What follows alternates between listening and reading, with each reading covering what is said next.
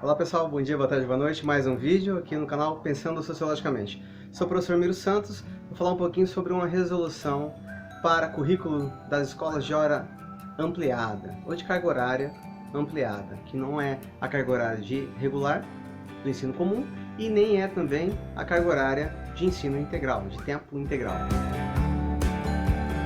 Vou falar sobre a resolução da Secretaria de Estado de Educação de Mato Grosso do Sul, número 3.805, que vai versar sobre a questão do currículo nas escolas de carga horária ampliada, nas escolas com carga horária de 30 horas. Bom, ela vai falar um pouquinho sobre a Rede Estadual de Ensino de Mato Grosso do Sul e as escolas que têm esse currículo ampliado. Vai dispor alguns elementos normativos para a questão da carga horária desse novo currículo baseado na BNCC, que ele tem a formação geral básica e ao mesmo tempo tem as unidades curriculares dos itinerários formativos. Vamos juntos, agora vamos ler o documento e eu vou comentar algumas coisas.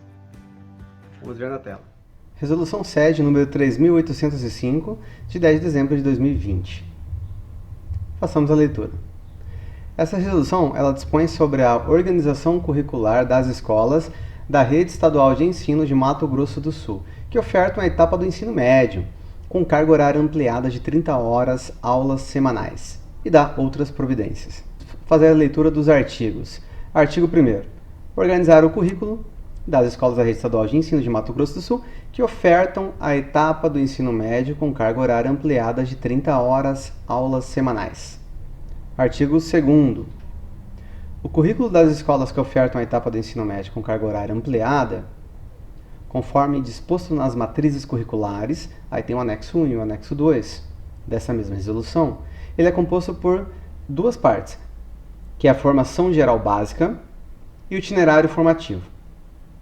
Pessoal, lembrando que essas partes elas vêm da BNCC, vêm do currículo de referência de Mato Grosso do Sul, que é o novo currículo, e também está ligada com a reforma do ensino médio, daquela Lei 13.415, lá de 2017, que foi aquela lei do governo Temer, sobre alterações e transformações que dizem respeito ao ensino médio.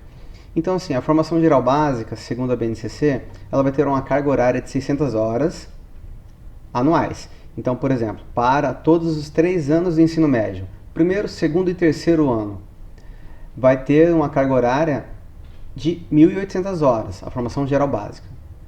E aí deixa parte dessa carga horária para o itinerário formativo. E o itinerário formativo anual ele terá 400 horas aulas. Então, para os 3 anos de ensino médio, isso vai dar um total de 1.200 horas.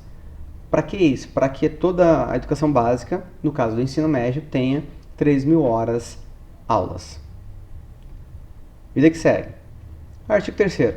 Por formação geral básica, compreende-se o composto de competências e habilidades previstas na Base Nacional Comum Curricular, a BNCC, que é a Base Nacional Comum, articulado com um todo indissociável a uma parte diversificada, enriquecido pelo contexto histórico, econômico, social, ambiental, cultural local, do mundo do trabalho e da prática social.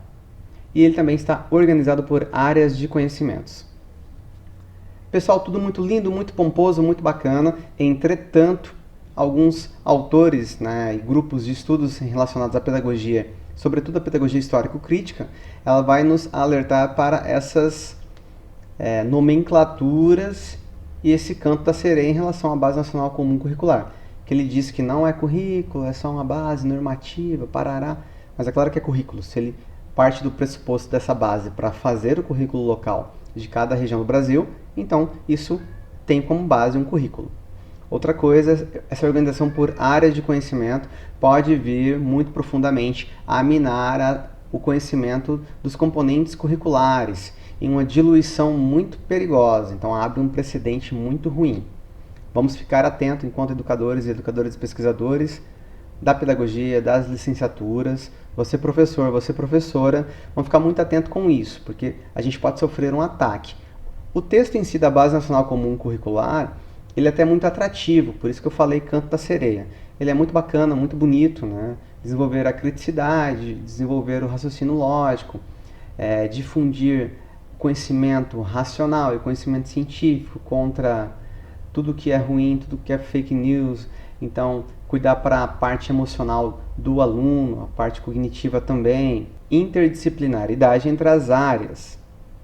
Entretanto, haja vista que o currículo ele não vai surtir efeito sozinho, ele precisa todo um contexto sócio-histórico, um contexto econômico que lhe permite ser costurado e delineado na prática. Então não adianta nada uma base nacional comum curricular se os itinerários formativos, se as áreas de conhecimento, se as escolas, o que acontece no chão da escola, não tiver recursos, não tiver treinamento, não tiver diálogo com as universidades. Então a gente tem que ficar muito preocupado com isso. Artigo 4º. Os itinerários formativos correspondem ao conjunto de unidades curriculares que possibilitam ao estudante aprofundar seus conhecimentos e se preparar para o prosseguimento de estudos e para o mundo do trabalho, de forma a contribuir para a construção de soluções de problemas específicos da sociedade. Então, a gente tem que oferecer vários itinerários formativos, quando eu digo a gente, é o sistema de ensino, as escolas, e que isso tenha por base, na sua gênese, todo um arcabouço de estrutura, seja física, seja econômica, seja lógica e de fundamento de capacitação. Então, assim, a gente não pode apenas somente pensar em itinerários sem toda uma dimensão por trás. Ficar atento a isso também. E a gente já tem, sobretudo aqui no estado de Mato Grosso do Sul, né, um desenho de currículos para os itinerários formativos, que vai ser o tema do próximo vídeo. Artigo 5º.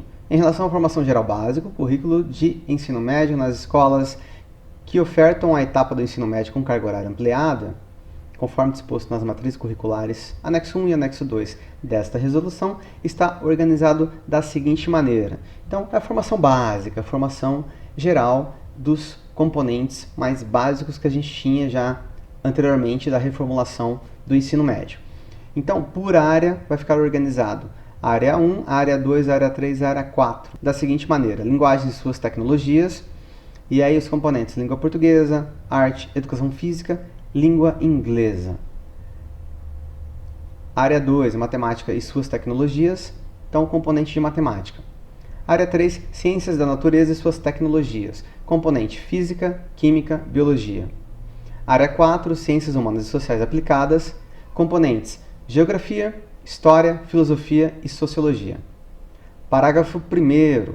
Compõe ainda o currículo do ensino médio do que trata o caput desse artigo, que é a cabeça do artigo que está lá em cima, os itinerários formativos propedêuticos, estabelecidos com foco nas áreas de conhecimento. Bom, pessoal, segundo o parágrafo 2º, os itinerários formativos propedêuticos objetivam expandir as aprendizagens promovidas pela formação geral básica, possibilitando o aprofundamento em uma ou mais áreas do conhecimento, por meio de articulação ou da articulação com temáticas contemporâneas sintonizadas com o contexto e os interesses dos estudantes. Então, o currículo vai ser desenvolvido, desenhado pela uma formação geral básica, isso que eu vou grifar agora, e pelos itinerários formativos. Dentro dos itinerários formativos, a gente vai ter um núcleo integrador e o aprofundamento em áreas de conhecimento. Que esse aprofundamento em áreas de conhecimento são as unidades curriculares ligadas às áreas do conhecimento.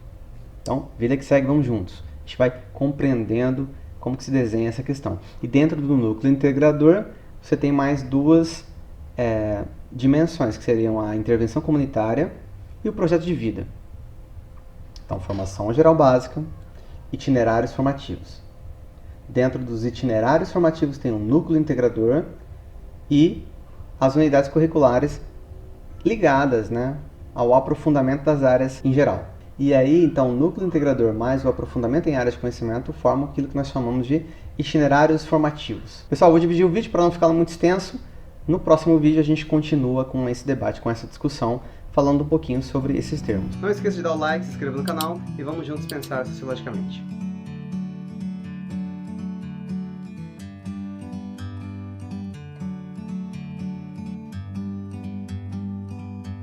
Like a bird on a tree, I'm just sitting here